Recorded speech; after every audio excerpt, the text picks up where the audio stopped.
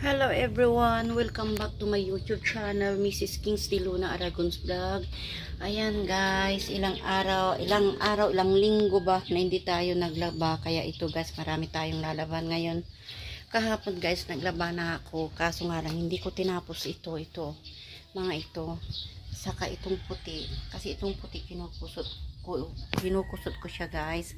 Ayan, ito lang yung natapos ko kahapon. Ayan, sinampay ko ngayon, binanlawan ko, pero ito yung natapos ko talaga na nabanlawan, na dryer siya. At ito si Princess na yung nagsampay guys, kasi nagising na ako ng mag-alas 7 ba, tapos ito sinampay na niya, siyang nagsampay.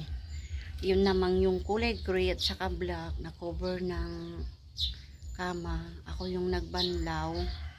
At saka itong mga itim, itong mga ito guys, sa dryer ko, tapos sinampay ko guys. Kapon kasi guys, namihina talaga ako, yung pinapawisan ba ng malamig, at saka yung nagsusuka ako, kaya hindi ko na tinuloy. Yung dryer ko lang yung yung una ko nilaban, yung dryer ko, dinryer ko siya, pinilit ko siyang tinapos. Ito, hindi ko na binanlawan. Nilagay ko na lang dito sa batya na ito sabi ko bukas na lang, kasi iba yung pakiramdam ko guys. Mahirap kasi baka matigi tayo. Matigi tayo, walang pambili ng kabaong. Kaya sabi ko, ay Diyos ko, magpapahinga muna ako talaga.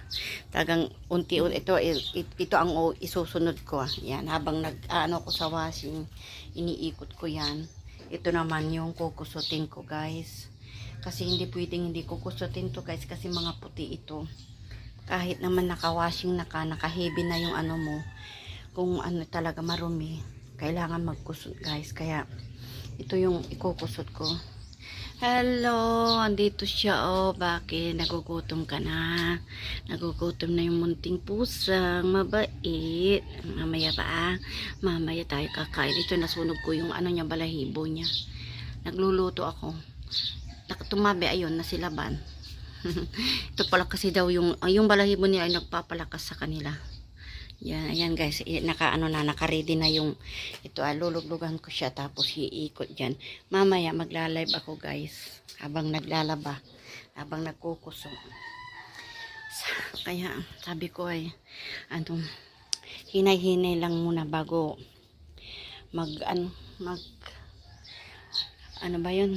maglaba.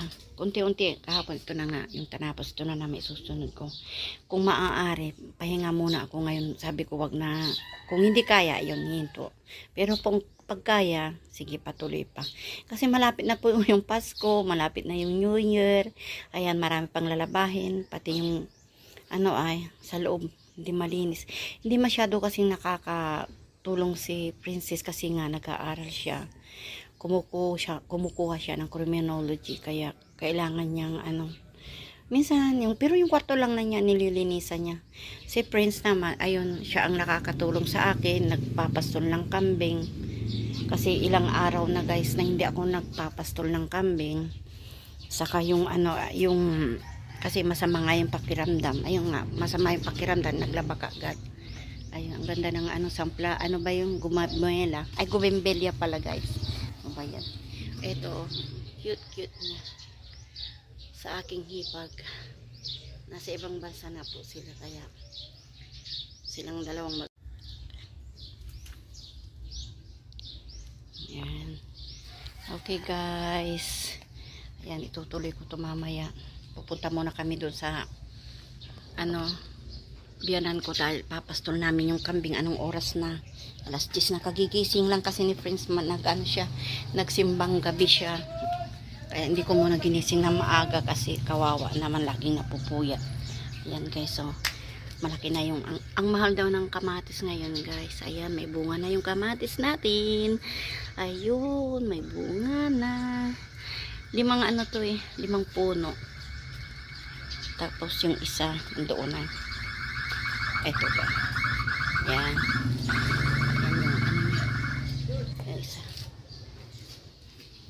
Okay guys, kung hindi pa po kayo nakasubscribe sa aking YouTube channel, please subscribe po. Maraming salamat po sa manonood. God bless everyone. Merry Christmas po.